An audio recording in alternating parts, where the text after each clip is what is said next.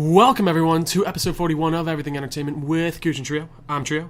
And I am Gooch. We are fresh out of Philly Comic-Con right now. We can't really ask how we were doing this Yeah, I mean, week, because we've been... We spent the last 4 days I together. mean, it's been a fantastic weekend. We've had a lot of fun down at Philly Comic-Con. Got to meet Haley Atwell. Get a nice picture. And the Green Owl himself, Stephen Amell. Yes. He shook our hands. No big deal. But he touched my back. She touched my back. I touched her back. It was a lot of back touching going on. But anyways, it was dude, a great time. Yeah, this is all around. First Comic-Con I've ever been to. Yeah, same with... I mean, I've been to, like, Walker Stalker, but I've never been to, like... Yeah, it's like the first convention I've honestly been to. All 4 days of a con, I've never done that. And this is the first time.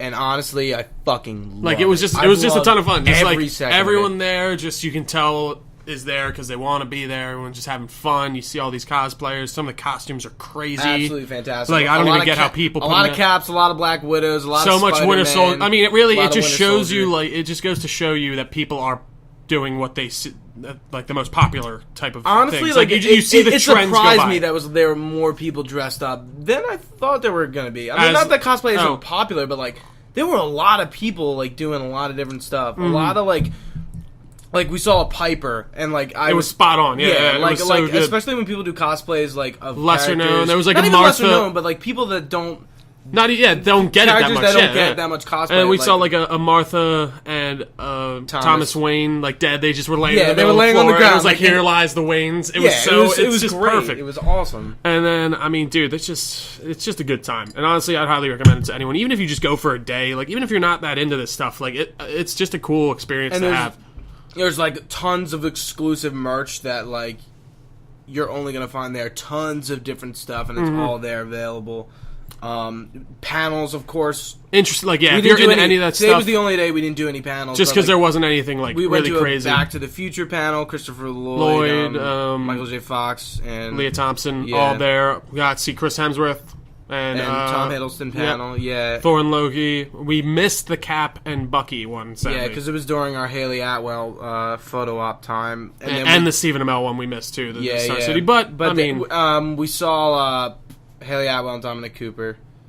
Which was really cool. They were awesome together. Yeah. That was a lot of fun. And then we did like a few other smaller panels that didn't go crazy. Yeah, there was. I missed the Screen Junkies one, but, you know. That's the one Preston and Steve were at. They were at that. I was like, God damn it. God damn it, Gooch. I even wanted to go. I know. I understand. There's nothing. You can't pass up. Hindsight is 20/20, per usual. But yeah, no, there was some other good stuff going on. And like, dude, the Philly Convention Center is like huge. The place to have Yeah, it's awesome. It's fucking giant, dude. And they barely there was so much more. Like, dude, they just. Like it's not like there was a ton of space. Yeah, there's still so left much over. Space, yeah, like I can't even imagine though going to like a San Diego like the and car stuff, show, like where it's like crazy. Like the car show, that whole floor is just carpeted and carpet and like ready to go. It's pretty interesting how like they turn that convention center into like totally different things for like different cons coming through, or gun show or tattoo convention or whatever it is. Mm-hmm. Yeah, but I mean, dude, just tons of fun. Definitely do it, even if you're thinking about it. Dude, go for one day. I think the next con, if we do one, is going to be New York in October. And that should be very interesting. Yeah, that'd be awesome.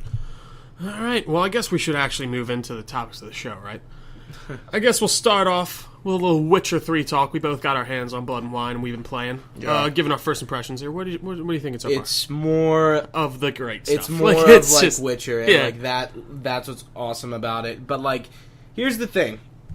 Like when I'm playing this DLC and I'm like we get a whole new area. We're in Tucson, which is like south of Vizima and all the other places we've been to. It's like super south, and their whole vibe is a lot different. It's more your like really really traditional like knights and like queens, and like it's all very. All the knights are very proper, and even more so than like the guys in like what is it called? Novigrad and all that kind of stuff. Like it's very like prim and proper. Yeah. Like when they introduce their queen, they're like the queen, like they like how they do in like almost Game of Thrones, like with Danae, it's like Queen of Dragons, Conqueror of the Lands. Like there's a dude reading a scroll, like proclaiming to people, and everyone's excited. But the quest, I don't know how far into the main story are you? I'm not very far. Not very far. I got Did you find out who the monster is? Yeah, that's the part. That's actually like literally exactly where I'm at. I just got to the part where your like buddy comes up and he's like, "Don't kill him." Yeah, and then like you talk he's with from him. the books. He's just a vampire that Geralt knows. Yeah. Of course, the dialogue's spot on. The quests are all spot on. And here's the thing: I was thinking about this. I'm like, look at Witcher's side quests and how fucking unique every single one is, and dude, just to the smallest T. And then Fallout is all the quests are very, very cookie cutter. I wouldn't say unique. Cookie cutter, but I'd say yes, even they are compared to like you look at like the quests you do for the people in the town of Far Harbor. I mean, yeah, and they're very go do this, go find it, come back. They're very Bethesda in that way. That's what they are. That's how their quests have been. Witcher's is very like it just. It is. I agree. And it's just every quest is their own little story, and it's very cool. Like all the dialogue's awesome. Like, and I will say, I thought I was gonna have trouble getting back into it, like mechanics wise, and just playing. But I jumped right back into it. It's so easy. Fast, like I didn't even. It took me no time at all to get reacquainted with the controls. How do you like? Have you touched your house at all, Corvette? I just got the like key for it, but I haven't gone there. Yeah, yet it's cool. I need to check it out. Yeah, I mean, the whole the whole new area is very fantasy, of course. Yeah, it's not. It's very like paradise. I'd say like it's not very like war torn at all. Like with the city itself, I'd say think of like Venice or something, like where it's that very close together houses and like it's that cool, I don't know, stone. But it's not war torn at all. No. It's very like new and where like it's Novigrad, like pristine, the oppression of like, the Order of the Flaming Rose and stuff like that, and like like even in Velen, it was just like corpses everywhere and just like very like these towns were like impoverished and stuff. But it's a totally different feel. But like. It's an amazing DLC. It's so good. It is, and just saying that so far, it's awesome. Yeah. And I can't wait to dive deeper into it. And I mean, we'll give our final thoughts when we both finish her up. Yeah. So we got two Fallout topics. Talk about finishing up Far Harbor, and then mods came out. So how'd you think of Far Harbor towards the end? I thought it was. Let's put it to you this way. It's like we just said with Witcher. It's more Fallout, and that's not necessarily a bad thing, but it's not necessarily a good thing. It's got me very hooked back in, which I like. I'm like enjoying Fallout again, and I'm like stuck in it, and I want to go home and play it, which is a good thing for me. But I mean, it was so. I wouldn't say it's bad. It's not terrible, but it wasn't amazing. If I have some negatives, one, I think the arsenal was a little lacking. I thought there were a lot of weapons, like a lot. I didn't feel like there were weapons. There's a few unique ones, but I feel like it's just kind of like the radium rifle and then the lever action is kind of like the only like brand new stuff. Like you want to even the harpoon launcher. Like those are the only three like main weapons, and then there's a Tesla cannon in that before that. No, that's in Automatron. Oh, okay. I was wondering where that was from because I got that, and that's you got the pass. Yeah, the Tesla cannon. I'm actually at the part I'm doing the mechanic right now, the mechanist. Yeah. So that's going Automatron. well. But yeah, I mean it's. The thing that sucks is like I'm thinking back to like what Shivering Isles and like what was the Skyrim one the island one where you go and fight the first Dragonborn. I can't remember the name. I can't even remember it. But that one was like that one was so good, and I just like thinking back. What the fuck? I can't remember the name of it for the life of me. Yeah. It's just Dragonborn. Is it just Dragonborn? No, I feel like it's not. No, I'm gonna look it up. But that was like just keep talking. Like I'm just thinking back to like those kind of DLCs where like especially Shivering Isles. Like Shivering Isles is really was one good. of my like. Well, that was like the first time games were like really doing expansions. and. It was Dragonborn. Yeah, it was Dragonborn. I thought it was. Whatever. Yeah, because he was like the first Dragonborn or whatever it was. But like that was cool, and like there's a lot to. This island's big, but it's a lot of the same. Like all around it. Yeah, there's not a lot of towns. And I don't like one thing like I didn't like about Fallout 4. It was so faction based, and Far Harbor isn't super faction, but like you have Acadia, Far Harbor, and the Children of Adam, and it's just like, really, do we really have to pick a side and like finish the quest based on what faction we like? Like I don't think you did have to do that though. You don't really, but not like at all. Like I think this was very. It's not as extreme as in like Fallout's. Where like if you choose one, you can't fuck with the other. There are like a few choices that will like you can cut off Far Harbor's fog catchers, and then that makes them hate you. Like there's a place where you can go. Yeah. But I mean, I don't know. I liked how free it was in that respect, where I could go. I felt like I could go to each 3 factions at all times and do whatever I wanted for them. Like I have all my side quests still going for every single faction, even though I technically did choose, I guess, Dima and Arcadia, in a way. But yeah, I mean, like I said, not amazing. It could have been more. But it definitely wasn't awful. It's more Fallout, and I really am liking it. I'm getting back into it, and that's a good thing. Yeah, I like how they expanded on Nick Valentine's story. That's another thing too. I thought that was interesting. The case comes through Nick Valentine, but like he ends up having a more fleshed out story with Dima, who we find out Dima is like his brother, basically. Yeah, Sith, and he looks a lot like him. And it's I think Dima's story is pretty interesting. Could have been fleshed out a little bit more. A bit more. So basically, they were the first successful attempts at synths. Yeah. So they were the first, like, self-thinking apparatus that they came up with. Yeah. But yeah, I mean, I think that about wraps it up for it. Good stuff. I mean, let's talk about mods. What have you played in regards to mods? Mods, I had the vault one where build your own vault. That one's really cool. It's kind of tough to make though, because like when you're trying to like snap everything on, it's tough because like so you where gotta you go make the vault. You can basically there's only a few settlements where you can put one in. Okay. But basically you go into like your specials, and then there's vault entrance and then vault elevator. So you put down the vault entrance, which is like and the it slab, creates the map. and basically so it's so there. Do you number the vault, or is it just... No, it's just a thing. Yeah. And you basically you just open it like it's a door, and then you go in and you have your own vault. That's sick. It's cool. I've only tried the dialogue one that branches them out, and I did it for about 10 minutes. But like, I liked that. But like, I hate how mods disable achievements. That's so dumb. I mean, I would understand that if achievements, if the mod is like a cheating mod where like makes but there are a lot like that, and it's hard for them to differentiate. Like they can't like just make it so certain mods won't deactivate your achievements. Yeah, because like if I want to go through again on survival, like I can't use mods. I guess like I don't know. Yeah, and I think honestly those are gonna really flesh out when it comes to I like a couple how months later. Mods, like I feel like by this summertime, like we're gonna see some crazy ass mods on there, like cool ones. Yeah, they haven't even released the Garden of Eden creation kit and it's full yet. So like these mods have been made without that. I thought they gave it out. It's in beta. That's how they. Oh, okay. It's in beta. It's not like fully out. But I think that they really can. It's a good thing. It's a really good move because that will add on a lot of playtime for people. And like I was telling you one time, there is this group that is using that creation kit to develop like a whole nother area, like for another quest line, for free. Like to just put out as a mod. Now we can get it. Yeah, and now we could actually get it on there. The only thing that will suck for it is that it'll have to be a totally different character because it's like a totally separate thing. But that's really cool. That's going to be able to happen. Like people are going to be able to make this content. We're just going to be able to take it off whenever we want. It's available more than just on PC. Yeah, and the whole way it's set up too works very well. Like, now, if you have Fallout 4 on PS4, you are at such a disadvantage now. Now that like you can play mods on a console, you shouldn't be getting Fallout 4 for PS4. You shouldn't. Yeah, and it's a mistake. They just had trouble with the DLC. Yeah, you were on PS4. They had to relaunch it. Literally, if people were having trouble, they had to re-download it, like delete it and re-download. That sucks. But I mean, hey, what are you gonna do? Anything else you'd like to add on to those mods, Gooch?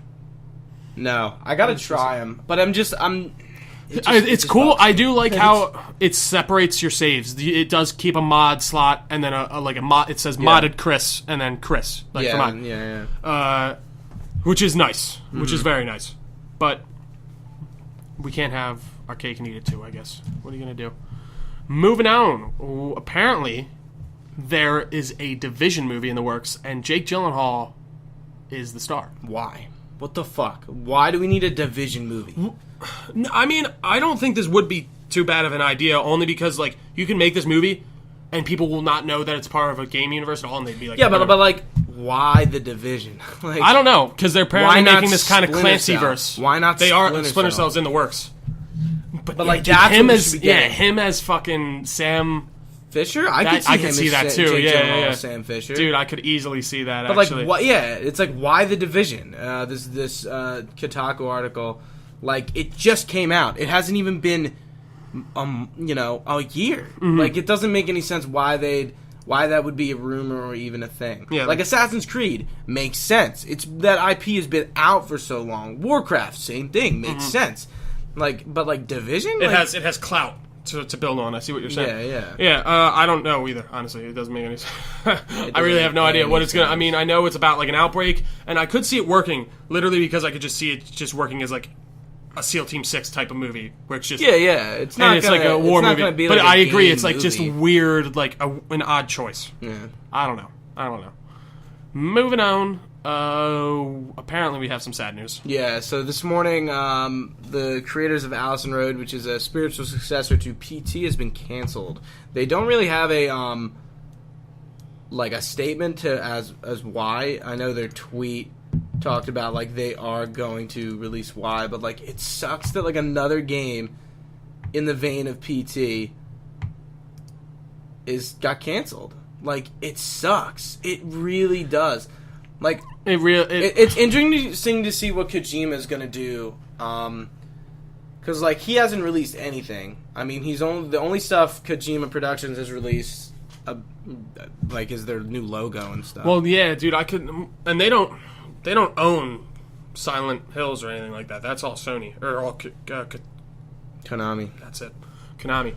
So, I don't know, maybe it was them, Konami, saying no somehow. Like, somehow they got them on it and said that they can't do this. Or maybe they just decided to not make it for certain reasons. I really have no idea what could have caused this. Maybe the funding just went out the door for them for some reason. I mean, the game wasn't like...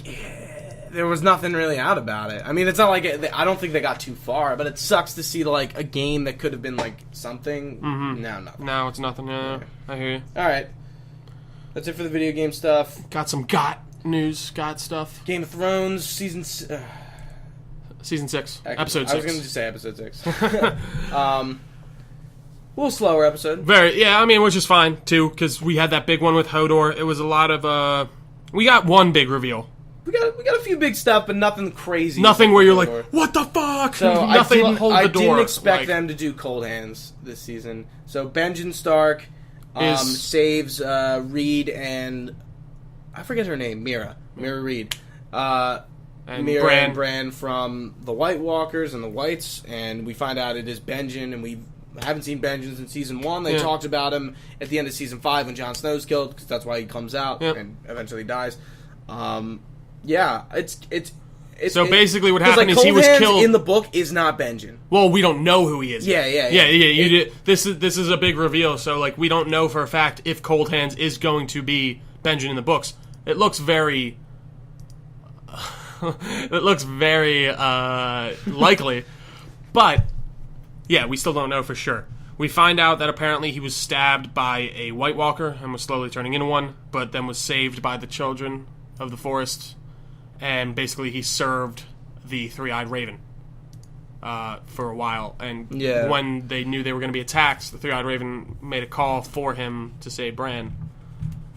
And, dude, he had this, like, flaming mace, and he was kicking some ass. It's interesting. I'm kind of wondering if he's dead or not, because he looks like he is. Who? Benjen. I know. I think he was half turned into a White Walker. But then they saved him. They stopped it. So he's probably because they said he had dragon glass in him. Yeah, that's what stopped the White Walker magic from spreading. No, that's what causes it. Well, they said dragon glass was what saved him in the show. Yeah, I know, but they show it. That's how they make him too. I know. Maybe he is a White Walker, but like, no, I think he was. Wrong with him. You know, no, he was slowly turning into one, but they stopped the transition somehow. They say with dragon glass. Yeah. But, yeah, he's not a White Walker. He was slowly turning into one, but they stopped the transformation.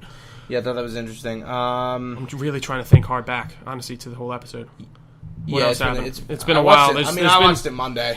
There's just been, like, a ton. So we had, did John and them leave this episode? No. Was that last episode? That was last episode. The Lannisters. Yeah. Oh shit! The High Sparrow stuff. Yeah, the High Sparrow stuff. So we get Marjorie's gonna do her walk, and it ends up getting stopped by Tyrell and his army, and Jaime, and they're gonna take him back, and the King's and the King's Guard, some of them. And then basically all of a sudden, like he's like, Jaime's like, you're either giving me back her or there's gonna be bloodshed, and he's like, well, there's gonna be no bloodshed today because there's gonna be no walk of shame. Marjorie has already atoned by bringing in another to the fold or something, and then that's when fucking Tommen walks out, like. His guards have the 5-pointed star, like on there. Yeah, it's they've like, now religion and the crown are one. together. Yeah, and I'm just like, dude, he so got manipulated. He did, and honestly, like, I kind of like I hated it, but I kind of was like, that was a good move by him. Like High Sparrow, I hate like, High Sparrow, man. Dude, he is such a jerk, and I love to hate him. Like that's what I love about that actor who plays him. He does such a good job. Where he what stuff has he been in? He was he Phil's dad in Phil the Future? No. Wasn't that him? Are you sure? I don't think so. I think it was. I don't know. I might be wrong. No, I think it is. Yeah. Are you serious? Remember Phil the Future? Yeah, I remember. I'm pretty sure that's his pops from the. I think you're wrong. Maybe, but I don't know what else he's been in. A few other things. I just can't think of off the top of my head. I searched all of them. I'm like, what the hell is he from? Oh, you know what he was in? He played the president in G.I. Joe. And shit like that. He's in like a bunch of those like higher up roles in like movies. Like higher up is in like a position of power, like a governmental. Mm-hmm. Yeah. I'm sorry. I'm really trying to think what the fuck happened. What else happened? We didn't have any more stuff going on with the Greyjoys. We didn't have anything going on. Daenerys was on her. Oh, that's right. She gives this gigantic speech to all the Dothraki. So basically. They're walking home, and then all of a sudden Daenerys is like, alright, everyone chill here. And then she goes for a while, and then she's like, alright, we're gonna go look for it, and then she just flies back on Drogon, and just gives this fucking crazy speech. She's like, huge, man. It's like, we're gonna fucking ride our wooden horses over and kill those men in their iron suits, and like, she does this whole thing that really got me pumped. I was like, down, Daenerys, but you better save Jon Snow. I swear to fucking God.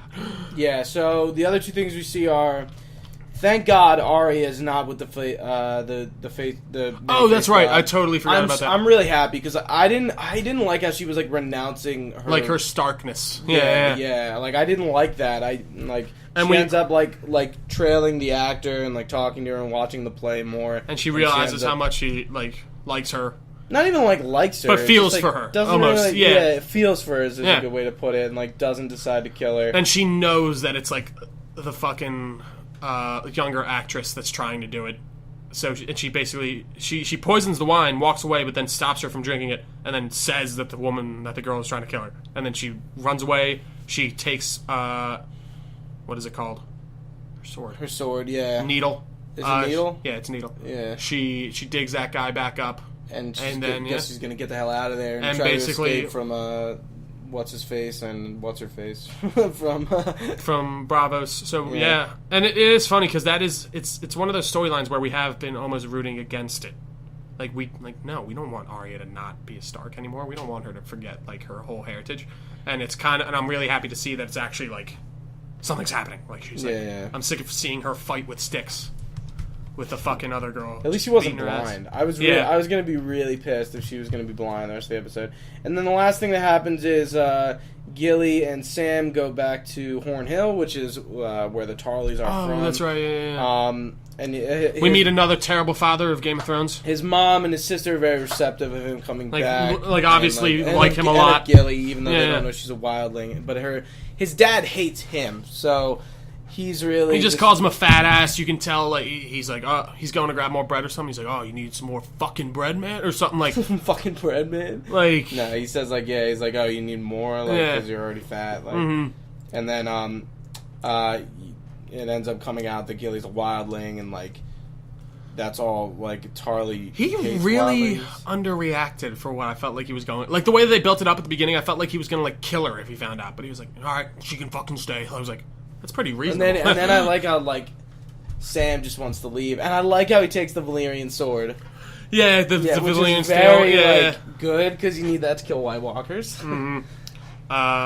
And I think that's... we did see a glimpse of the Mad King this episode in Bran's flashbacks. Oh, yeah. We saw Jaime going to kill him, I think. It looked like Yeah, it looked like he was on. Jamie kills him. No, I know, like just that scene. I mean, Yeah.